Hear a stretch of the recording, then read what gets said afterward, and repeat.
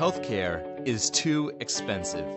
Employers are offsetting costs onto their employees. Who will make health benefits affordable for hard-working Americans and their families? You will! This is the Empowering Plans Podcast, a show dedicated to helping you once again emphasize the benefits in your benefit plan. Now prepare to learn, Plan, save, and protect with the Phia Group. Well, hello there. Welcome to another episode of Empowering Plans with the Phia Group, the official Phia Group podcast. Not that I think there are many unofficial Phia Group podcasts. As I look to my sides, left and right, I see I am alone today, but that's okay. I do my best work alone. Although I don't think it's fair to say I'm alone. When you look, you don't see anybody else. But what you're missing is the wizard of media, the magic man himself, the greatest podcast producer I know, and I only know one, Pat, the man Santos. Hey, Pat, how you doing there, buddy? All right, as far as they're concerned, I'm talking to myself. I'm going to cover a couple things today that I think are very important, but let's start big picture, and then we're going to drill down. If you are a loyal follower of Phia Group Media, and I'm talking about podcasts, blogs, articles, webinars, you're probably accustomed to on a month-to-month basis. It is a potpourri of topics. We cover everything from subrogation and claims recovery to the No Surprises Act to new regulations and laws, and it is all over the map. When you tune in, you have no idea what you are about to hear about or into. But what I want to tell you now, and this is very important news, is that if you've been paying attention this month, you've probably noticed that across the entire portfolio of media produced this month, we have attempted to stick to one topic. This month, it happens to be about denials, how they come about, how they should be handled, what the potential fallout is after a denial's been issued, best practices orbiting around denials and appeals. That is the topic of the month. What do you mean topic of the month, Ron? Moving forward, we here at the Phia Group are going to make a best effort to select a topic of the month. It will change from month to month. And during that month, the media that we produce will have something to do, whether directly or indirectly, have something to do with that topic. This is where you come in. If you think that you know something that we ought to be talking about, go ahead and submit it. Contact anyone here at the Phia Group, Matt Paynton, myself, or info@phiagroup.com. That's info@phiagroup.com, and submit an idea. And your topic may be one of the topics of the month. What does that mean? Blogs, articles, podcasts, webinars about that topic will be featured that month. If you realize, hey, I haven't been paying attention, did they cover one of the topics that are important to me? Visit the website, look at the archive. The recordings of the webinars, the blogs, the podcasts are up in the media section on the website. And slowly but surely, we will create an incredible archive of media content relating to all of the important topics that are affecting our industry today. Now, I say this with a caveat. We will bring you the breaking news and ensure that you are up to date on what's important in our industry today, regardless of whether it has to do with the topic of the month. But otherwise, if we're striking a chord with you, be sure to stay tuned for the entirety of the month because we're going to keep it going and keep it rolling. Now, speaking of the topic of the month this month, we have decided to address denials, as I said before. And one of the areas of the denial universe that is very important to me is subrogation. For those of you who have been friends of the Phia Group for a number of years now, and Pat, when I say a number of years, I'm actually talking about a number of decades. Can you believe it, dude? You and I, man. I've known you longer than most people in my life. I've known you as long as I've known my wife. I've known you twice as long as I've known my oldest kid. It's crazy, right? If you are one of those people who has been a friend of the Phia Group for decades, you know that the foundation of our company was built on subrogation and claims recovery. And you're probably thinking, hey, Ron, pump the brakes. You just said the topic of the month is denials, and now you're swerving over and talking subrogation. What does that have to do with denials? Well, listen, mister, I'm going to tell you right now. When we're looking at denials can cover any number of reasons why claims aren't paid. If there's a reason to either pay a claim in part or not at all, that is an adverse benefit determination, and a denial needs to be issued. A denial which can be appealed. And when we're talking about subrogation, that's fertile ground for a number of different denials and denial reasons. Number one, we often see denials for third-party liability. I want to cover that denial first. There are two types of potential third-party liability when we're talking about the application of a denial. Number one is absolute third-party liability. Third-party liability that has been proven. It's either through a court of law, through a settlement, through arbitration, whether it's through self-admission. If a third party accepts liability for a loss or responsibility for payment of claims arising from that loss, and it is documented and it is legally binding, that is absolute third-party liability. If you have an exclusion that says if a third party is responsible for the claims, we don't need to pay them, we will deny them, you want to look for that type of absolute third-party liability where a judgment is in the books. My concern is I often see denials for third-party liability in instances where it is theoretical, it is potential, it is perceived, but not absolute.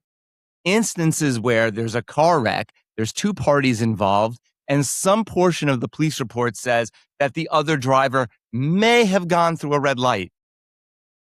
Or maybe the person who's covered by your benefit plan also has auto insurance. And your plan says, hey, if there's another payer, that third party is liable, not us. And you're thinking, that's third-party liability right there. But responsibility for the claims or for the incident have not yet been accepted, have not yet been determined. You need to reconsider whether that denial can actually be applied in that instance. What do you mean, Ron? Let's say hypothetically somebody fills out a questionnaire and it says, yes, I was injured in a car accident. The other party went through a red light. They're responsible. And you take that to mean, well, third-party liability, they must be responsible. But as it turns out, your plan member, maybe they were under the influence of alcohol. Maybe the light was broken. Who knows? I'm just spitballing here. The point is you need to wait until the investigation takes place and there's an actual binding decision, whether it's in settlement, arbitration, litigation, you name it, before there's absolute third-party liability.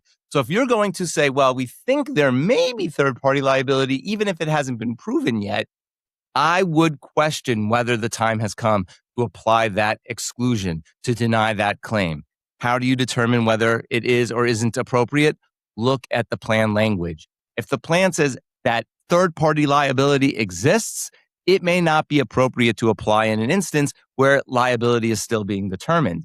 If it says where a third party may be liable or some evidence indicates that there may be third-party liability, in that instance, I would say that exclusion may be something that could be applied to that case.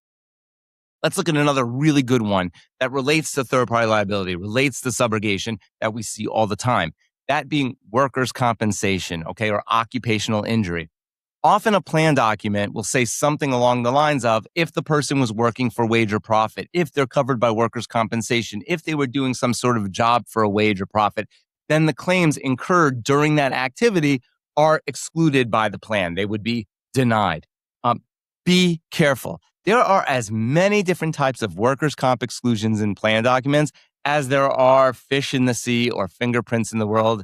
Each one is like a snowflake, unique and different from the other. Generally, we tend to see these exclusions fall into different silos. Silo number one is if the person was working for wage or profit, the claims are denied, full stop. In that instance, it doesn't matter if there's a third party that's liable. It doesn't matter if there's workers' compensation. It doesn't matter if the person has workers' comp or not, because if they were working for wage or profit, it's excluded, full stop. On the other end of the spectrum, it may say a person was working for wage or profit, has workers' compensation, and workers' compensation is responsible. That last part means that the claim has already been filed with workers' comp. Workers' comp didn't deny it, or if they did, it was appealed and overturned.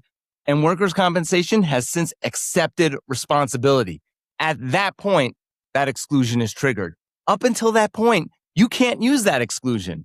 And then there's any number of different exclusions that fall somewhere on that spectrum.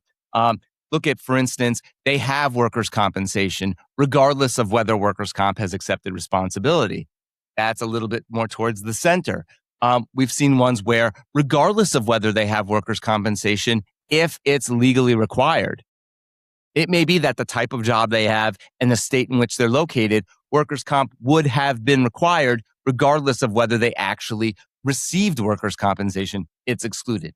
So again, look at your language, make sure it matches the intent, and then apply it. Be careful. The last one I want to cover today that has to do with subrogation and denials is denial for details. This one causes more trouble than it's worth, I think, sometimes. You'll have an instance where somebody submits a claim and maybe there's something there, whether it's a code or a doctor's note or police report, whatever it is, that's got your antenna up and you're thinking, I think this may relate to a car accident, or I think that there may be a liable third party. I'm just not certain. And you deny the claims for more details. We'll often hear the term pending, right? Pending payment for details. That is still a denial. You still have to do it within the time frame set by law and by the plan document. You still have to send an adverse benefit determination. You still have to create this opportunity for appeal. So even though the plan document says that you're allowed to request additional information, don't just do it arbitrarily. Make sure you can justify why you're seeking additional information. I saw this note in this report, which caused a suspicion of third-party liability. Be sure to be able to point to where in the plan document you have the right, not only to deny for details, but also why those details would be relevant. If you're seeking information or details that even after you receive it, it would be meaningless, it's going to start looking like a delaying tactic.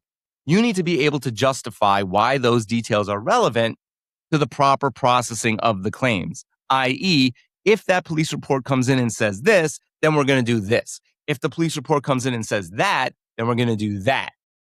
As a result, that information we're seeking will actually determine how we handle the claims. That's why we need that information. So A, is it justified under the plan document? And B, is there a reason why you're doing it in the first place? And like I said, make sure you're still complying with those timelines and those requirements. Now remember, anytime you deny a claim, be certain that you're more likely than not going to be able to deny it for good.